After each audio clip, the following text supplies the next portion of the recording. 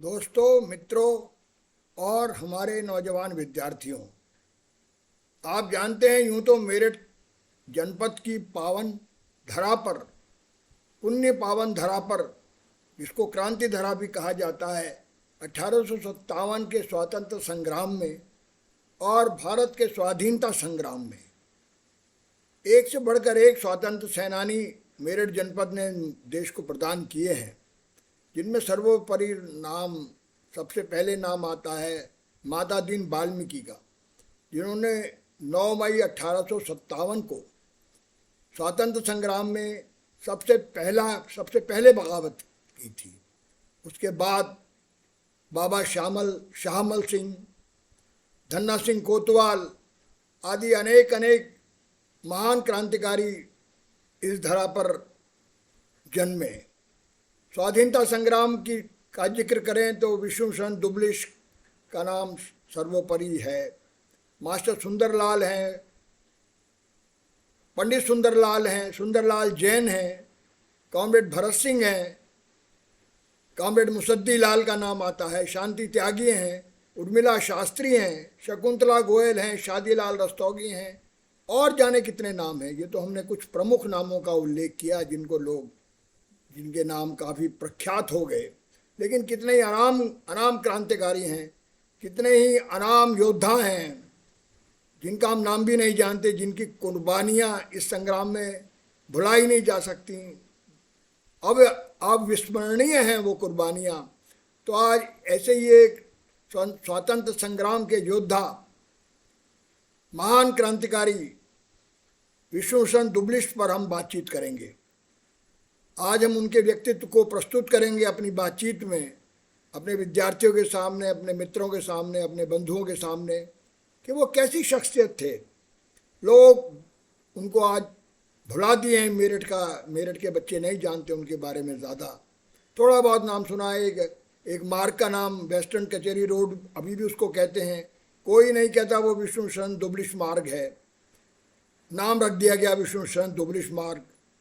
Boundary road का मार्ग रख दिया गया उर्मिला शास्त्री रोड, लेकिन पत्थर भी नहीं है वहाँ पर, उसका उखाड़ फेंका लोगों ने। तो इस तरह का मेरठ अपने ही स्वतंत्र सेनानियों को भुला बैठा है। आज उन्हीं की याद ताज़ा करने के लिए, उन्हीं की याद को जिंदा करने के लिए हम ये बातचीत कर रहे हैं अपने विशेषकर नौजवान विद्यार्थियों के साथ, और उनको हम शहे दिल की गहराइयों से याद कर रहे हैं, बहुत दिल की गहराइयों से। उनके इतने अनुपम कार्य हैं, उनके इतने अनुपम बलिदान हैं उनके। तो विष्णुचंद्र दुबलिश का जो जन्म हुआ था वो मवाना तहसील में हुआ था। लाला शंकर लाल थे उनके पिता के नाम। वो एक वैश्य परिवार में जन्मे और उनकी माँ का नाम था ऋषि देवी। उनका जन्म हुआ 2 अक्टूबर 1899। ये वही दिन है जब महात्मा गांधी का जन्म भी हुआ है, और हमारे पूर्व प्रधानमंत्री लाल बहादुर शास्त्री का भी जन्मदिन है। उसी दिन जन्म हुआ इस महान क्रांतिकारी का, इस महान स्वतंत्र सेनानी का, और जिसने पूरे देश में और पूरे विश्व में मेरठ का नाम रोशन किया। ऐसे महान क्रांतिकारी विष्णुचंद्र दुबलिश का जन्म हुआ मवाना तहसील में, लाला शंकर लाल के यहाँ। इसके बाद क्या हुआ, वो अच्छे संपन्न परिवार के थे और पढ़ने गए मेरठ कॉलेज से। उन्होंने 1920 में बीए पास किया, लेकिन वो बीए पहले ही साल में थे कि रॉलेट एक्ट के विरुद्ध जो है महात्मा गांधी ने एक सत्याग्रह शुरू किया, और उन्होंने उसमें बड़ा बढ़ चढ़ कर हिस्सा लिया। और 1919 की एक घटना है, और 1920 में वो गिरफ्तार कर लिया। असहयोग आंदोलन शुरू हुआ 1921 में, उसमें उनको गिरफ्तार कर लिया गया। बहुत ही संक्षेप में उनकी ज़िंदगी बता रहे हैं। इस विराट और विशद और महान जीवन का हम बहुत ही संक्षेप में वर्णन कर रहे हैं, क्योंकि बड़ा विशद जीवन है, बहुत ही शानदार जीवन है, बहुत लंबा जीवन भी है। तकरीबन 92 वर्ष जिए वो। और समझिए कि उनका निधन 17 नवंबर 1986 को हुआ, तो उनके साथ ही वो स्मृतियाँ भी धीमे धीमे विलुप्त होने लगी। क्रांतिकारी संग्राम की, काकोरी कांड की भी विलुप्त होने लगी, जिसके वो क्रांतिकारी थे, जिसमें उनका बड़ा किरदार है, जो उनको गिरफ्तार करके असहयोग आंदोलन में बरेली जेल भेज दिया गया। उनको सजा दी गई 2 वर्ष की। और वहीं उनकी मुलाकात प्रसिद्ध क्रांतिकारी, इतिहास प्रसिद्ध क्रांतिकारी, हिंदुस्तान रिपब्लिकन आर्मी के कमांडर पंडित राम प्रसाद बिस्मिल के साथ हुई। उनमें बड़ी घनिष्ठ मित्रता हो गई दोनों लोगों में, और क्रांतिकारी विचारों का प्रभाव उन पर पड़ने लगा। हालांकि उस वक्त तक वो गांधीवादी थे और गांधी के ही अनुयायी भी थे। गांधी से उनकी मुलाकात भी 1920 में हुई थी लखनऊ अधिवेशन में, और गांधी से वो एकदम समझिए कि प्रभावित होकर उनके रंग में रंग गए। लेकिन यहाँ पर दूसरा रंग चढ़ा उनका। बरेली जेल में वो गांधीवाद से थोड़ा विमुख हुए और क्रांतिकारी आंदोलन के प्रभाव में आ गए। पंडित राम प्रसाद बिस्मिल का व्यक्तिगत प्रभाव पड़ा, वो बड़े प्रभावशाली व्यक्ति थे, जानते हैं सब लोग, हमारे बच्चे उनके बारे में काफ़ी जानते हैं। लेकिन विष्णुभूषण दुबलिश के बारे में हमारा अपना जनपद अभी कम जानता है। हमारे नौजवान तो बहुत कम जानते हैं, पुरानी पीढ़ी के लोग बहुत जानते थे उनके बारे में, क्योंकि धीरे धीरे लोगों के नाम विलुप्त हो रहे हैं, धीमे धीमे लोग भूल रहे हैं उनको। तो उन्हीं की याद ताज़ा करने के लिए हमने कोशिश की है ये छोटी सी। तो काकोरी कांड में उनका नाम आया किरदार के रूप में, क्योंकि वो जो मीटिंग काकोरी कांड की योजना के लिए हुई, काकोरी के अंदर जो गाड़ी लूटी गई, जो ट्रेन डकैती हुई, जिसमें ट्रेजरी लूटी गई ब्रिटिश साम्राज्य की, उसमें उनका नाम आया। हालांकि उन्होंने सीधे उसमें हिस्सा नहीं लिया था, वो लूट में नहीं थे, उस ट्रेजरी की लूट में नहीं थे जो काकोरी के पास घटित हुई घटना 1925 में। 9 अगस्त 1925 को जो घटना हुई उसमें वो खुद नहीं थे, लेकिन उसकी प्रिपरेशन में थे, उसकी तैयारी में थे। वो स्वयं अधीक्षक थे यहाँ पर वैश्यनाथालय के, और यहीं पर मीटिंग हुई। वो देश भर के क्रांतिकारी यहाँ पर आते हैं और उस मीटिंग में हिस्सा लेते हैं जिसमें इसकी योजना बनती है। पंडित राम प्रसाद बिस्मिल आते हैं, चंद्रशेखर आज़ाद हैं, अशफाक उल्लाह आते हैं, राजेंद्र लहरी हैं, मुकंदी लाल हैं, बहुत सारे नाम हैं उसमें जो लोग उस मीटिंग में हिस्सा लेते हैं। और इसके बाद 9 अगस्त 1925 को काकोरी स्टेशन से पहले ही ट्रेन खींचकर ये घटना अंजाम दी जाती है, ये, और एक खजाना लूट लिया जाता है। एक शॉल जो है क्रांतिकारियों का छूट जाता है, किसी क्रांतिकारी का मौके वारदात पर, जहाँ पर ये घटना होती है, जल्दबाजी में बक्सा तोड़ा जाता है, और 40 क्रांतिकारी एक के बाद एक पकड़ लिए जाते हैं। 40 क्रांतिकारी पूरी लगभग पार्टी पकड़ ली जाती है, जो समझिए कि उस पंडित राम प्रसाद बिस्मिल के आसपास है। एक बात और हम बताएं आपको, इस दल की स्थापना की थी सत्येंद्रनाथ सान्याल ने बनारस में। सत्येंद्रनाथ सान्याल वो शख्सियत हैं जिनको 2 बार आजीवन कारावास हुआ। एक बार गदर पार्टी के संग्राम में हुआ था, फिर वो जेल से छुटकर आए अंडमान से, और फिर उन्होंने इस क्रांतिकारी दल का गठन किया, जिसको बनारस में पंडित राम प्रसाद बिस्मिल ने ज्वाइन किया।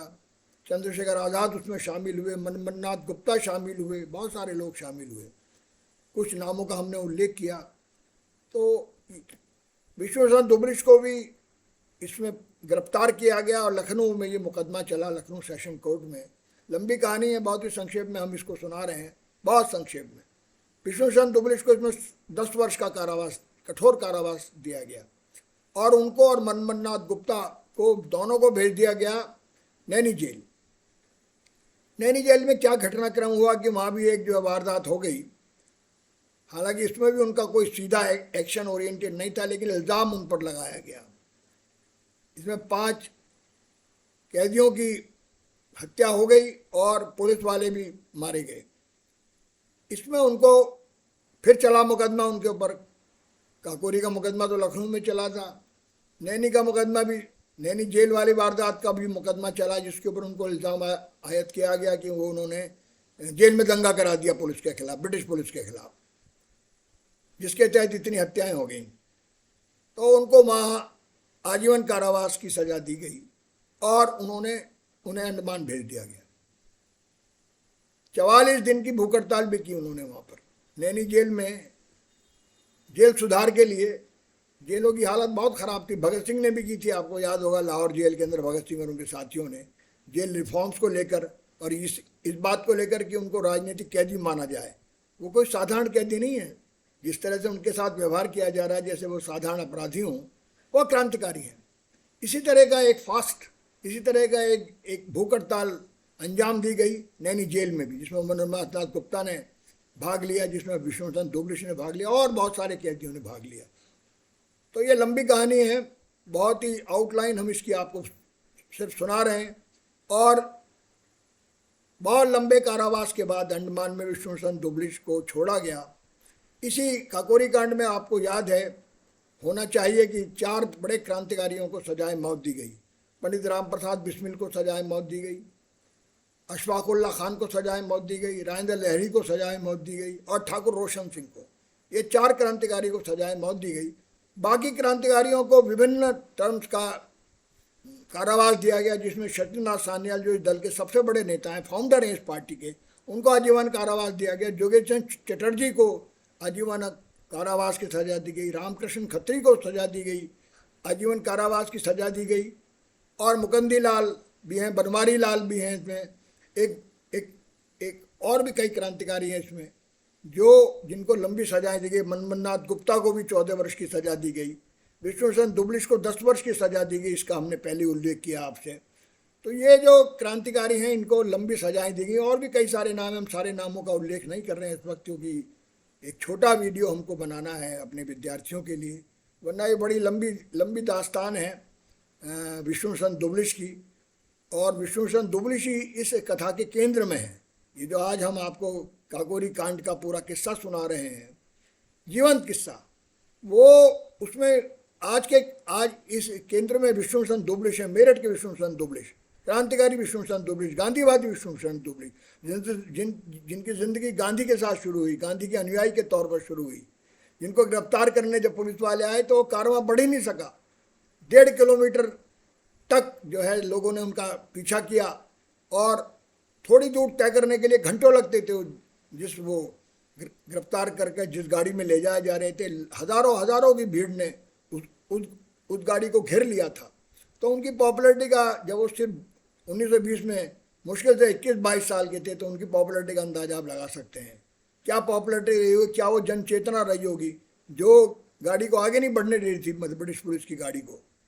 तो ये काकोरी कांड का जो छोटा सा वर्णन हमने किया, जिसमें बहुत सारे लोग, प्रेम किशन खन्ना को भी सजा हुई, सुरेश चंद्र भट्टाचार्य को भी सजा हुई, ये विभिन्न टर्म्स की सजा हुई। किसी को 10 साल की सजा हुई, किसी को 14 साल की सजा हुई, किसी को 20 साल की सजा हुई, किसी को सजाए मौत हुई। राजकुमार सिन्हा को भी सजा हुई, इसमें राजकुमार सिन्हा है, सचिननाथ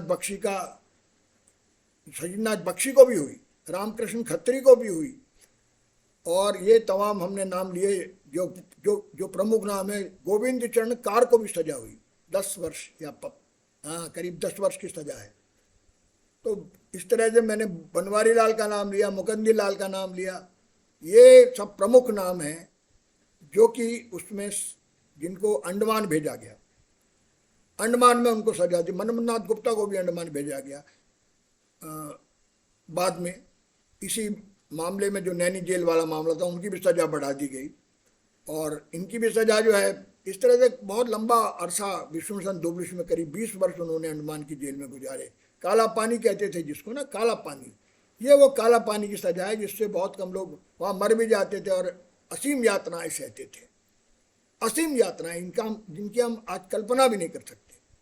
कितने लोग तो मार दिए गए वहाँ पर अंडमान की जेल में। तो इस तरह से ये जो था, ये किस्सा है अंडमान का। इसके बाद उनको रिलीज़ किया गया 1937 में।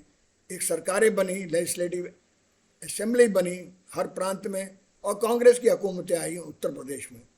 तो उसी के प्रयास से इनको फिर रिहा किया गया और 1940 में इनकी रिहाई होती है। 1940 में रिहा होते हैं और आते ही फिर जंग आज़ादी में लग जाते हैं। लेकिन इस बार उन्होंने तरीका गांधीवादी अपनाया, क्योंकि मूलतः वो गांधीवादी रहे, क्रांतिकारी भी रहे बाद में। और चरण सिंह उनको अपना गुरु मानते थे, चौधरी चरण सिंह जो भारत के प्रधानमंत्री भी बने, बहुत बड़े लीडर, किसान लीडर थे, वो सदैव उनको अपना गुरु मानते रहे, विष्णुचंद्र दुबलिश को। इस तरह से ये 1940 में छूटने के बाद, लेकिन क्विट इंडिया मूवमेंट शुरू हो जाता है 2 साल बाद ही, फिर वो उसमें जोरदार ढंग से हिस्सा लेते हैं। अभी छूट कर ही आए, इतनी लंबी सजा काट कर ही आए, लेकिन जज्बा देखिए आप उस क्रांतिकारी का। उनको फिर 3.5 साल की सजा दी जाती है 1942 में पकड़ लिया जाता है उनको, 3 साल 6 महीने फिर जेल में गुजारते हैं और 1945 में फिर उनकी रिहाई होती है, 1945 के अंत में ही होती है।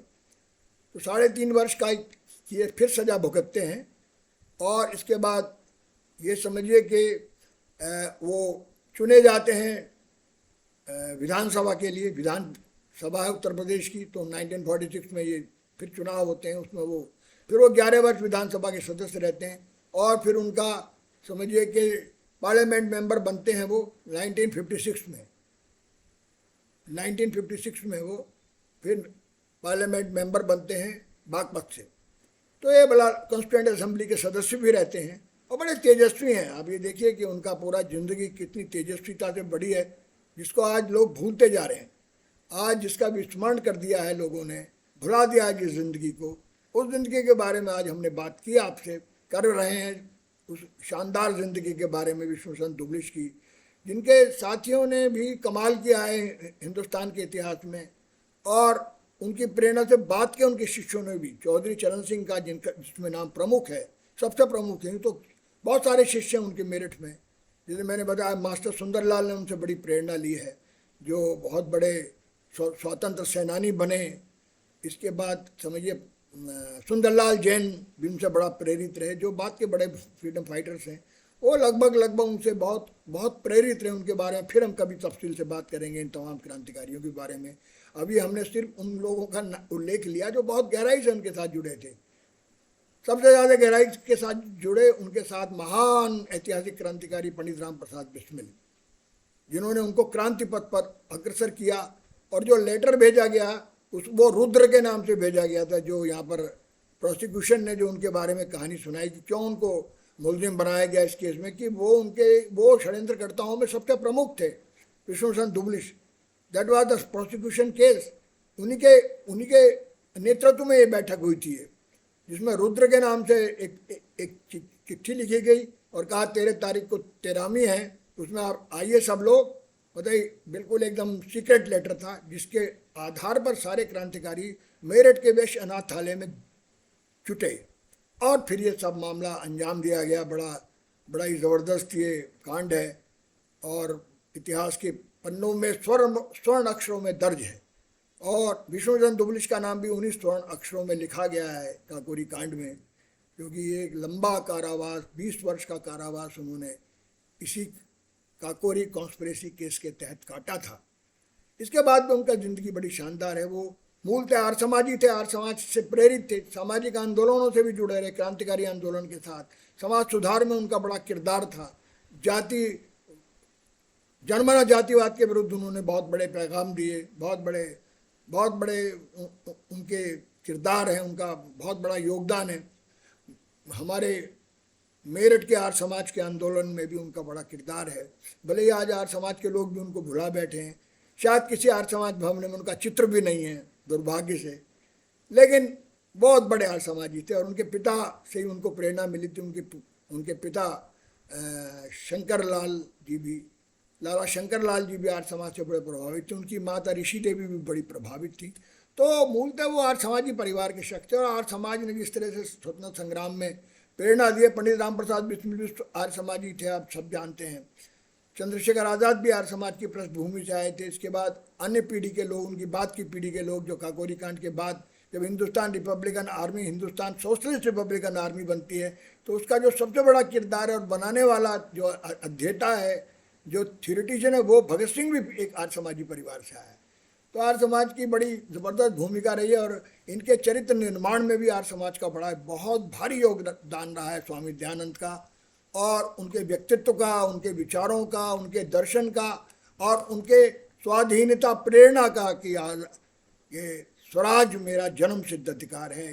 ये नारा स्वराज्य का सबसे पहले लगाने वाले, सबसे पहले ये प्रदर्शन करने वाले स्वामी दयानंद हैं। वही उनके परम गुरु थे, वही उनके सबसे बड़े प्रेरणा स्रोत हैं। दूसरे पंडित राम प्रसाद बिस्मिल और अन्य, वो स्वयं भी बड़ी प्रेरणा का स्रोत रहे बहुत सारे आज़ादी के योद्धाओं के लिए, जिनका हमने नाम उल्लेख किया है अभी। तो ये जो है, ये इस तरह से हमने छोटा सा जिंदगी उनकी, छोटे से शब्दों में, जिंदगी तो विशद है बहुत बड़ी, बहुत विराट है। वो करीब 92 साल जिए और जैसा हमने बताया कि उनकी मृत्यु भी बहुत लंबे वक्त के बाद हुई। बहुत लंबा जीवन उन्होंने जिया और बड़ा सक्रिय जीवन अंत तक जिया उन्होंने। Absolutely fit life. स्वास्थ्य की ओर जिस तरह से पुराने लोग ध्यान देते थे वो उन्होंने भी दिया, फिट रहे एकदम। यही सबसे बड़ी प्रेरणा है आज की पीढ़ी के लिए। ऐसे लोगों से, मेरठ से जन्मा ये महान व्यक्ति सारे देश के लिए प्रेरणा है। लेकिन दुर्भाग्य हमारा ये है कि वो उसको लोग भुला दिए गए हैं। बहुत सारे क्रांतिकारी भुला दिए गए, महान क्रांतिकारी जिन्होंने तमाम जिंदगी होम कर दी देश की आज़ादी के लिए। और देश की आज़ादी के बाद भी जो संविधान लिखा गया उसमें भी उनकी बड़ी भूमिका थी। मैंने बताया ना, कॉन्स्टिट्यूंट असेंबली के मेंबर रहे, मेंबर ऑफ पार्लियामेंट रहे वो। बाद में भी उनका बड़ा किरदार है शराब विरोधी आंदोलनों में, जातिवाद विरोधी आंदोलनों के लिए और एक तरह के धर्मनिरपेक्ष आंदोलनों के लिए भी। जैसा आर्य समाज का पूरा वासुदेव कुटुंबकम का दर्शन है, उसके भी वो जीवन प्रणेता थे। जीवन जिया उन्होंने, उन सिद्धांतों को सिर्फ कहा नहीं, जिया। सबसे बड़ी बात है जीना, कहना नहीं।